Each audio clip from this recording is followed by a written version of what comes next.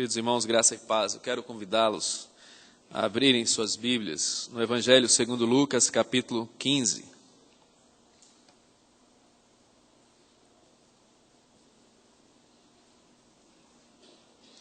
Evangelho segundo Lucas, capítulo 15, de 1 a 10.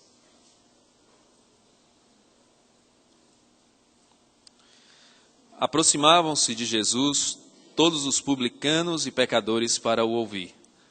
E murmuravam os fariseus e os escribas, dizendo: Este recebe pecadores e come com eles. Então lhes propôs Jesus esta parábola: Qual dentre vós é o homem que, possuindo 100 ovelhas e perdendo uma delas, não deixa no deserto as 99 e vai em busca da que se perdeu até encontrá-la? Achando-a, põe-na sobre os ombros, cheio de júbilo, e indo para casa, reúne os amigos e vizinhos, dizendo-lhes: Alegrai-vos comigo, porque já achei a minha ovelha perdida. Digo-vos que assim haverá maior júbilo no céu por um pecador que se arrepende, do que por 99 justos que não necessitam de arrependimento. Ou qual é a mulher que, tendo 10 dracmas, se perder uma, não acende a candeia, varre a casa e a procura diligentemente até encontrá-la? E tendo-a achado, reúne as amigas e vizinhas, dizendo: Alegrai-vos comigo, porque achei a dracma que eu tinha perdido. Eu vos afirmo que, de igual modo, há júbilo diante dos anjos de Deus por um pecador que se arrepende. Amém. Vamos orar silenciosamente, nos preparando para ouvirmos a mensagem enquanto ouvimos uma canção.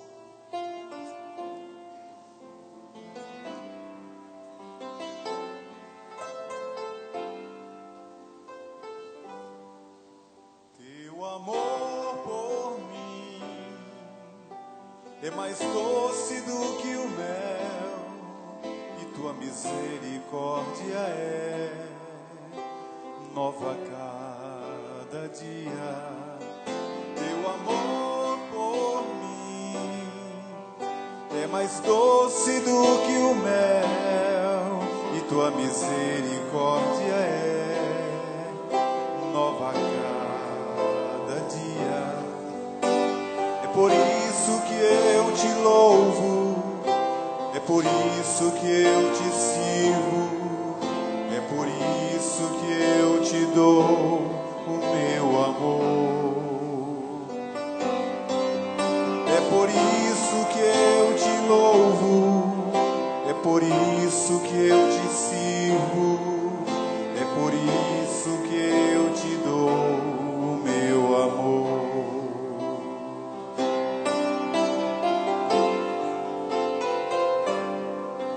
Teu amor por mim é mais doce do que o mel, e tua misericórdia é nova a cada dia. É por isso que eu te louvo, é por isso que eu te sirvo, é por isso que eu te dou o meu amor. É por isso que eu te louvo, é por isso que eu te sirvo, é por isso que eu te dou o meu amor.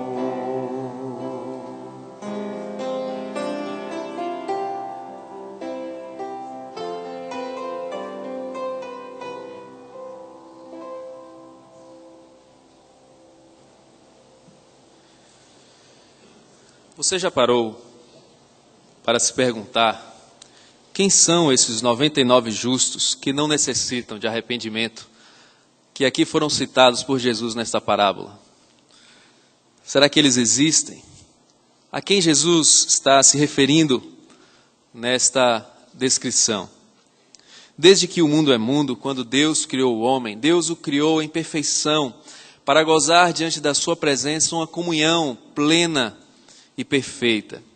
Mas o homem resolutamente decidiu pecar contra Deus, desobedecendo a sua ordem, E assim Adão e Eva, representando toda a humanidade, contraíram para si uma mácula permanente que jamais poderiam tirar do seu próprio coração. Pecaram, transgrediram a lei de Deus e, consequentemente, receberam sobre si o justo castigo, a morte. Mas naqueles dias, quando eles olharam para si e se envergonharam porque perceberam-se nus, e então prepararam para si mesmos, né, uma roupa, uma forma de mascarar esse desnudar de uma alma em pecados, e fizeram para si vestes que, no entanto, não foram suficientes para que diante de Deus fossem vistos como justos. Deus procurou o homem pelo jardim e este se escondia, porque ouviu a voz de Deus, teve medo. Medo de quê? Medo da santidade de Deus. Medo do olhar profundo e sério, de um olhar profundo e santo, de um Deus perfeito que os criara para uma comunhão perfeita. E então, pela ação graciosa e por um ato de misericórdia, Deus vestiu o homem e o cobriu da sua nudez, matando e sacrificando um animal. Mais à frente nós vemos os homens mais uma vez se reunindo com um intento particular e construindo uma torre que os projetasse para o céu, que os aproximasse de Deus, como que colhendo para si as folhas da figueira, para vestirem-se a si mesmos e apresentarem-se diante de um Deus grandioso, e ao mesmo tempo, igualando-se a este Deus, pudessem tornar os seus nomes célebres na terra. Mas Deus confundiu as línguas e aquele intento não foi concluído. Porque nada que o homem consiga trabalhar, nada que o homem possa imaginar e fabricar, é suficiente para pagar o preço da justiça de Deus pelo pecado que nós cometemos. O homem, segundo o coração de Deus, diz que ele nasceu em pecado, porque em pecado lhe concebeu a sua mãe. Nenhum intento do homem é suficiente para pagar o preço do pecado que nos afasta de Deus. Por conta disso, Paulo, escrevendo aos Romanos, fala que todos pecaram e estão destituídos da glória de Deus. Não há um justo, nenhum sequer. Todos se extraviaram e a uma se fizeram inúteis. Não há quem busque a Deus. No coração do homem não há inclinação para voltar-se para Deus. Jesus Cristo, durante o seu ministério, falou para um grupo de pessoas hipócritas, dizendo: não quereis vir a mim para terdes vida, porque esta é a disposição e inclinação de um coração pecaminoso, de um homem que se afastou de Deus, de forma decidida, para não obedecê-lo. Quem são esses 99 justos? Eles não existem. Jesus não está dizendo que existe na terra homens que possam se apresentar diante de Deus, requerendo para si a sua justiça própria e serem por Deus aprovados. Muito pelo contrário, Jesus está usando este argumento exatamente para que aqueles que o arguíram das suas atitudes pudessem ser confrontados com a verdade que estava diante dos seus olhos, porém eles não podiam contemplar. Diz aqui que Jesus se aproximavam de Jesus publicanos e pecadores. Uma expressão que indica todos aqueles que não faziam parte do colegiado dos doutores da lei, dos escribas, dos religiosos, dos judeus, daqueles que foram separados em um tempo da história para um Deus eterno e poderoso e que os separou para si mesmos. Aqueles outros publicanos e pecadores eram a escória da sociedade, aqueles que eram rejeitados, apartados e que incomodavam simplesmente pela sua presença. E eram estes que se aproximavam de Jesus. E então os escribas e fariseus comentavam entre si, e certamente o faziam a fim de que Jesus escutasse: este recebe pecadores e come com eles. Então, diante desta palavra, Jesus lhe propõe essa parábola de que uma ovelha se perdeu dentre um grande rebanho, e no entanto o proprietário daquela ovelha se empenhou em buscá-la e resgatá-la. E ele faz esta menção dos 99 que não necessitam de arrependimento para confrontar aqueles que se achavam justificados na sua própria religiosidade. No capítulo 5 de Lucas, diz aqui o texto, no versículo 29, então lhe ofereceu Levi um grande banquete em sua casa. Levi era um publicano, era um cobrador de imposto. E outros estavam com eles à mesa. Havia um grupo de numerosos publicanos ali. Os fariseus e seus escribas murmuravam contra os discípulos de Jesus, perguntando: por que comeis e bebeis com os publicanos e pecadores? Respondeu-lhes Jesus: os sãos não precisam de médico, e sim os doentes. Não vim chamar justos, e sim pecadores ao arrependimento. Mas esta afirmação de Jesus não foi suficiente para que eles retirassem do coração esta vaidade, este autoconceito de que podiam justificar-se diante de Deus. E mais uma vez Jesus vai expor a realidade do coração de um homem que não se reconhece pecador, que se acha justo, que coleciona suas boas obras, tentando adquirir diante de Deus o favor da sua graça, o aplacar da sua ira. Meus queridos irmãos, não há justos diante de Deus. Mais uma vez reafirmo as palavras do apóstolo Paulo: não há um justo, nenhum sequer. Todos nós estamos doentes e precisando do médico. No entanto, nós sabemos disso, que no nosso dia a dia, muitas pessoas resignadamente não querem reconhecer-se doente. E se assim não fazem, não se predispõem a ir em um médico, e muito menos ser atendido para um tratamento a fim de que a sua enfermidade seja tratada. Jesus está falando diante de cada um dos homens que não há justos perante Ele. Mesmo porque essa foi a real necessidade, que Deus tenha amado o mundo de tal maneira que deu o seu próprio Filho para, como encarnado, viver entre nós, representando-nos legalmente diante dele, para morrer numa cruz. Jesus Cristo veio porque não havia dentre os homens nenhum que se colocasse na brecha, ninguém que se apresentasse com a justiça própria diante de Deus e pudesse desta maneira representar toda a humanidade decaída. Não havia justos. No entanto, no coração daqueles fariseus e escribas, alimentavam no coração esta autojustificação de que eram capazes e de que podiam alcançar qualquer tipo de favor diante de Deus mediante as suas práticas. Esse texto nos ensina e nos chama para este alerta.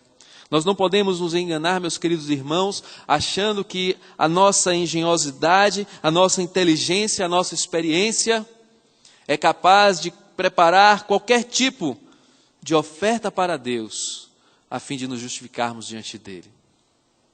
Esse texto também nos ensina que não podemos julgar uns aos outros, nem acharmos-nos melhor do que os outros, e muito menos separarmos e segregarmos classes que não são dignas de estar diante de Jesus.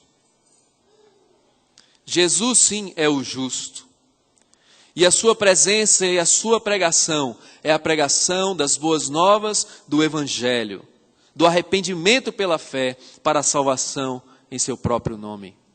Jesus está diante de todos os homens para apresentar a sua justiça diante de Deus, a fim de que, crendo nele, os homens que se reconhecem justos, pecadores e condenados, arrependam-se dos seus pecados e confiem na sua graça.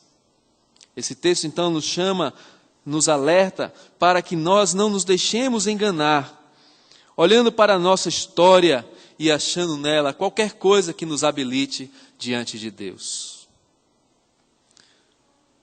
Não é a nossa origem, não é o nosso legado, tudo aquilo que construímos ou conquistamos, não é a nossa capacidade de elaborar, de desenvolver, de criar, de produzir, de enriquecer, de construir. Não é simplesmente a nossa capacidade de conversar, de dialogar, de nos sociabilizarmos, de nos integrarmos. Nada disso, nenhum tipo de habilidade humana será capaz de, diante de Deus, levantar qualquer argumento que prove aquilo de que somos acusados, pecadores condenados. Esse texto confronta esses escribas e fariseus, a fim de que olhem para suas próprias vidas e não julguem aqueles que se aproximavam de Jesus, reconhecendo-se pecadores. No Evangelho de Mateus, esta parábola das ovelhas é colocada em um contexto muito interessante, onde Jesus está tratando a respeito daqueles que serão os maiores no reino dos céus. E Jesus disse: em verdade vos digo que se não vos converterdes e não vos tornardes como crianças, de modo algum entrareis no reino dos céus. Portanto, aquele que se humilhar como esta criança, esse é o maior no reino dos céus. Então, falando acerca dos tropeços, Mateus insere esta parábola neste contexto ao falar sobre a ovelha perdida, mostrando que esta ovelha é aquela que se humilha diante do justo de Deus, de Jesus Cristo. E então, no texto que nós lemos, mais uma vez, Jesus vai apontar para aqueles que estão perdidos e que são alcançados. Este capítulo é coroado com a narrativa da parábola do filho pródigo, uma palavra que muito nos toca, uma palavra que muito nos sensibiliza, porque nós nos sentimos inseridos naquela narrativa. Nós nos sentimos como aquele filho que gastou toda a herança do seu pai, dissolutamente, e que se encontrou na pior da situação que um homem podia encontrar-se. E então a única coisa que vem à sua mente, ao seu coração, é a possibilidade da restauração. É a confiança de que ele tem um pai, de que talvez o receba, senão ele nem ao menos se levantaria daquele lugar. Mas no fundo o seu coração conhecia a sua própria família, conhecia os laços que o prendiam àquela casa, e sabia que podia voltar lá, e humilhado, não seria escorraçado nem expulso, porque isso seria o justo para ele. Mas ele se levanta arrependido, dizendo: vou ter com o meu pai para confessar o meu pecado, mas não vou requerer nada daquilo que antes eu possuía. Quero ser como um dos seus servos. Mas no seu coração nutria aquela esperança de que ele ao menos seria recebido.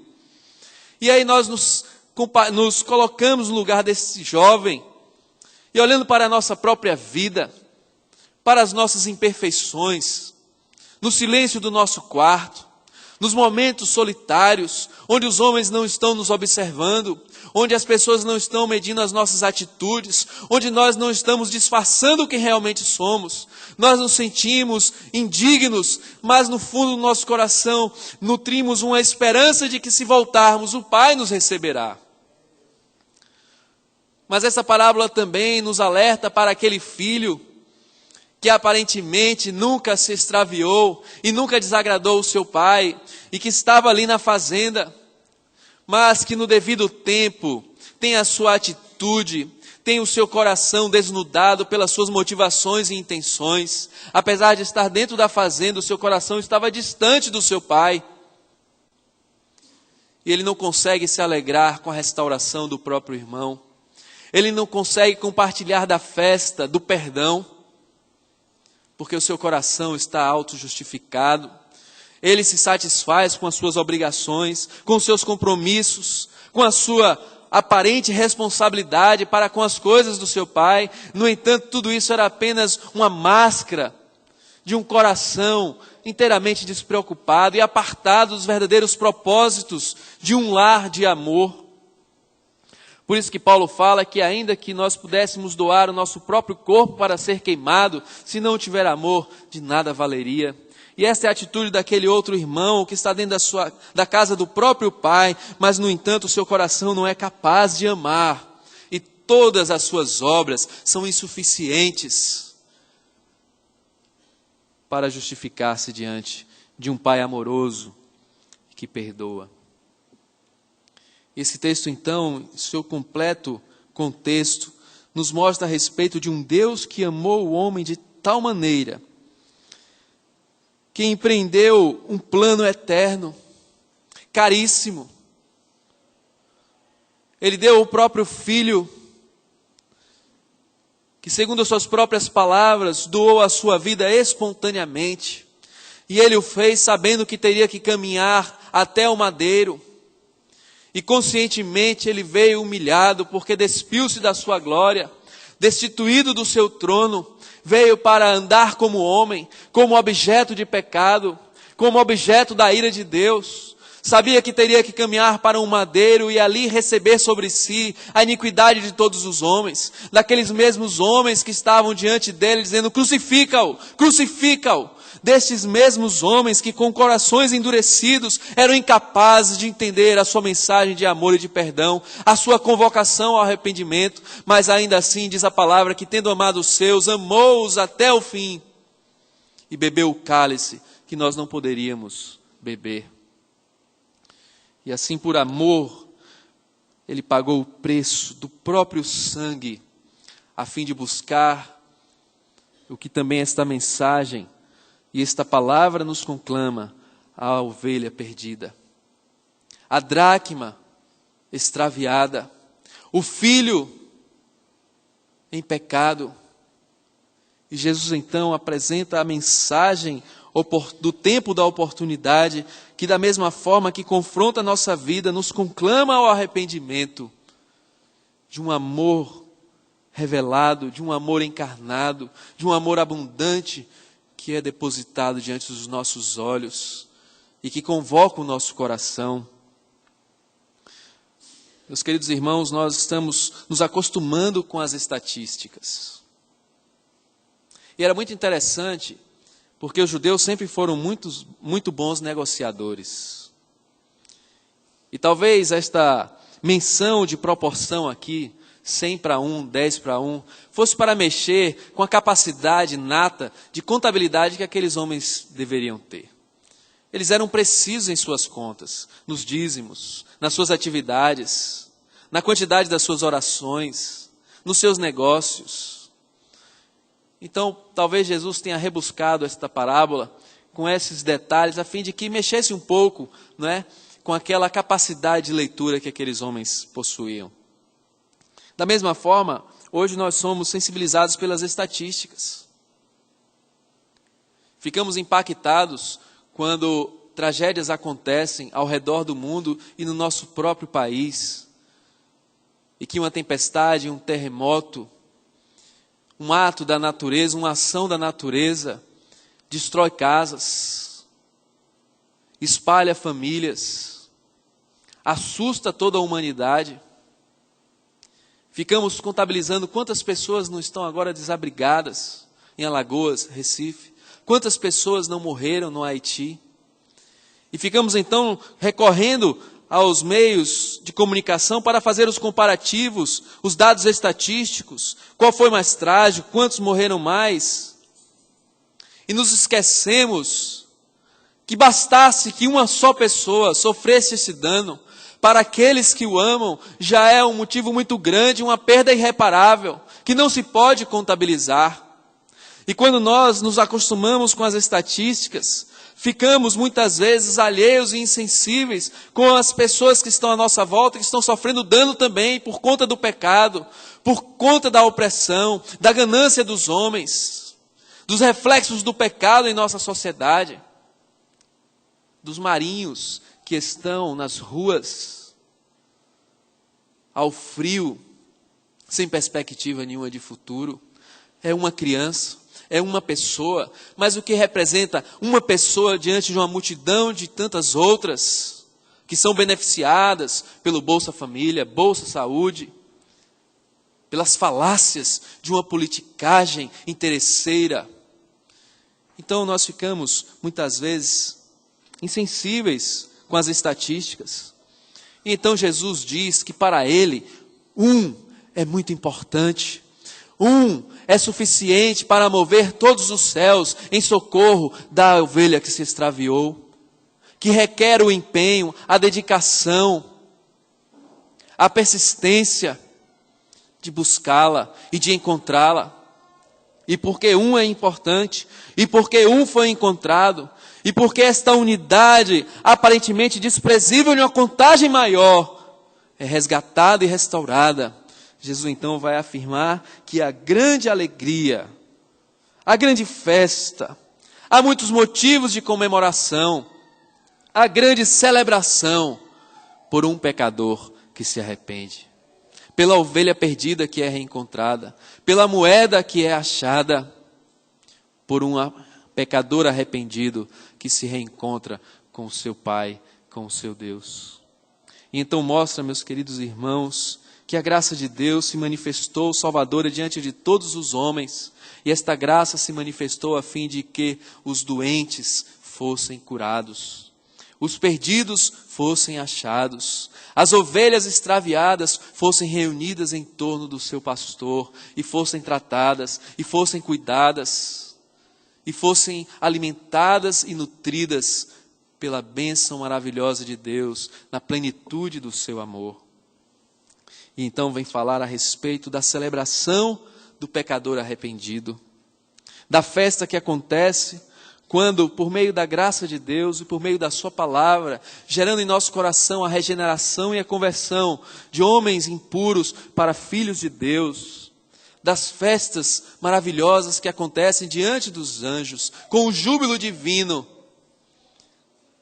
do fruto do penoso trabalho do seu filho, que agora recebe os seus no seu próprio seio, da ovelha que é convidada ao arrependimento, da ovelha que é arrancada dos espinhos, retirada dos abismos e agora é colocada no aprisco do pastor, do bom pastor que deu a sua vida pelas suas ovelhas. E essas ovelhas, onde elas estão, por mais afastadas que estejam, por mais solitárias e abandonadas, elas ouvem aquela voz inconfundível do seu próprio pastor, chamando-as pelo nome, indicando que está em sua direção e que se aproxima e que sabe onde ela está e que a resgatará para sempre. Toda esta obra de Deus se manifestou diante dos olhos preconceituosos e insensíveis de muitos que se auto-justificaram nas suas próprias obras e não tiveram a capacidade de reconhecer-se doentes e enfermos, pecadores, carentes que necessitavam de arrependimento.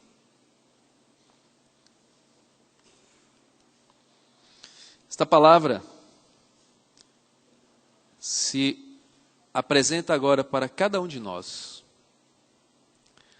Muitas vezes nós estamos no conforto da nossa religiosidade.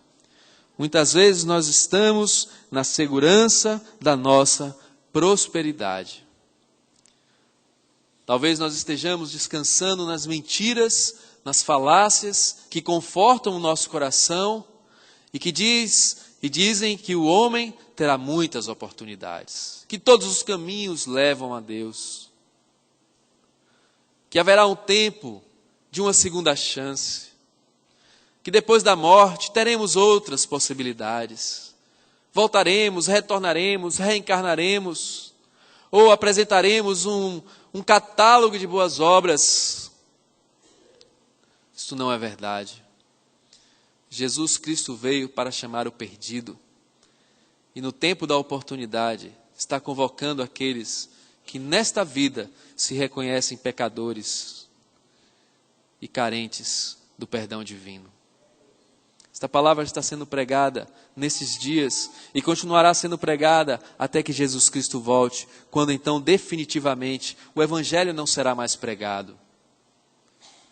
Porque Ele não virá mais como Salvador, mas como o Senhor, o Rei dos Reis, o reto juiz. E virá para buscar aqueles que no tempo da oportunidade ouviram a pregação do Evangelho e movidos pelo Espírito Santo de Deus, confessaram-se pecadores, confessaram-se doentes, reconheceram-se indignos e então experimentaram do júbilo divino, do reencontro, do abraço do pai com o filho, da celebração entre os amigos da ovelha que foi resgatada, da festa com as amigas e vizinhas da moeda que foi readquirida.